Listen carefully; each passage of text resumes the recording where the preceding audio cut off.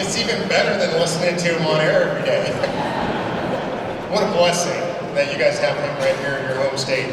What a blessing that he's willing to come and fight for this. You know, Steve's a guy who doesn't just talk, he fights, right?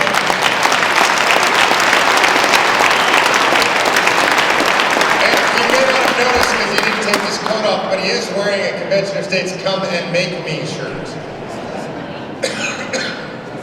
All right, a couple of housekeeping measures real quick.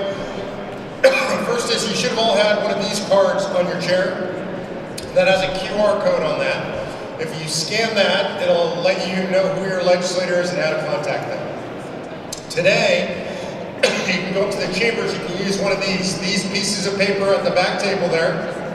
Pink for the Senate, yellow for the House. You fill one out, they'll take it into your representative, you can give them your position on the issue, you can ask them to come out and meet with you.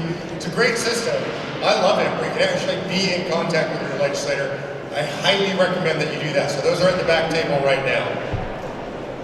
I'm going to close with this, because I'm going to close with something that the founders said. You guys all know this phrase, right? The phrase is, pledge their lives, their fortunes, and their sacred honor. We all know that. You heard it when you were a little kid, you heard it through middle school and high school. We all know that the founders pledged their lives, their fortunes, and the sacred honor. The question is, to what? And I think this is interesting.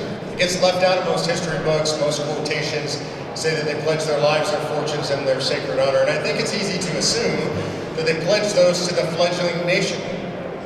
Maybe to Washington, to the flag, to the idea of liberty. All of those things are worthwhile to pledge your life, your fortune, and your sacred honor.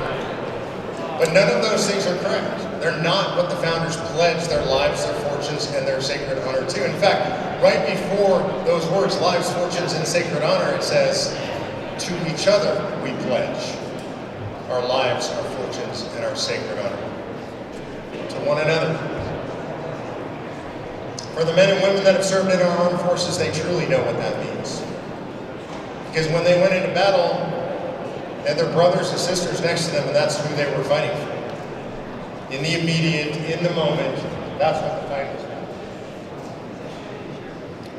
By the way, South Dakota House right now, just past the House, 39-30.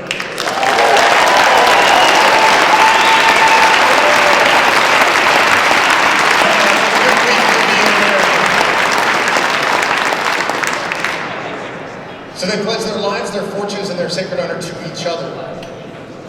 Why? Why to each other? Why is that so important? People who've fought, people who've been there, people like you sacrificing, been in those fights, you understand that.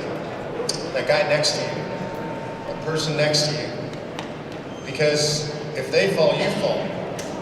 And this is what the founders knew. When they said lives, fortunes, and sacred honor, they knew that when they were signing that document, they were signing their own death warrants. Property would be taken, people would be hung, farms would be burned. Pledging your life, your fortune, your sacred honor, your country doesn't stop any of that. But when you pledge that to each other, you know you have other people in the fight with you. You know that you have people that you can turn to because the fight is coming. One of the things that's really important to me about Steve and what he knows is he understands that we are in a war. Right? It used to be that we had a political fight going on. It used to be Democrat versus Republican, and they would win sometimes, the Republicans would win sometimes, it was all okay. We'd have a beer together at the bar later on. It's not like that anymore in America. The left wing in America, the hard radical left wing in America, they're fascists. They're totalitarians. They hate you. This is a new time in American politics. It's hard for us to understand this.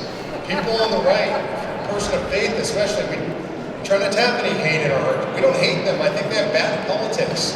I think their ideas are stupid. I think they're misguided. I don't hate them. I don't ascribe evil motives to most of them, anyway. But they hate us. There was a recent poll that came out that said over 50% of Democrats, I think it was 54%, think that the unvaccinated should be put in camps. It's absolutely incredible. In Austria today, mandatory vaccination for every person. This is what's coming to the world, so we pledge our lives, our fortunes, and our sacred honor to each other because we know we are in a war. And we understand what's at stake. And to me, it's really personal. I know literally thousands of you across the country. I've been doing this, traveling this country consistently back and forth, up and down for 10 years. I've dined with a lot of you, I've hung out, I know your families, I've seen pictures of your dogs and your kids. I meet you in state legislatures, I feel like you're my family. You guys see me on Facebook Live, you know my dogs, you know when my dogs pass away. It's like a giant family all across the country. And that's why, when I stand up here, I mean something when I say that I pledge my life, my fortune, and my sacred honor to you. I don't mean that generically. I mean it individually. I mean it personally. Some of us are going to get in trouble. It's going to hit the fan. It's going to be crazy. They're going to come down on a bunch of us. They're going to claim we did all kinds of horrible stuff. I was here in the legislature already being called a Nazi today. I mean, this stuff is coming. And I just want you to know that my attitude is I'm there for you, personally. If you need help, if you get in trouble, you reach out. We will do everything we can to help you. The staff will do everything we can. We can't always save everybody. We can try. We will always try. We don't always have the resources. We can't fix everything. I don't claim to be a miracle worker, but I just want you to know, me, personally to you, I pledge my life, my fortune, and my sacred honor. And I hope that when you guys leave here, you'll do that to each other. If you do that, and if we never give up the fight, we cannot be defeated. I appreciate you guys. God bless you for coming out today. God bless Iowa, and God bless the United States of America.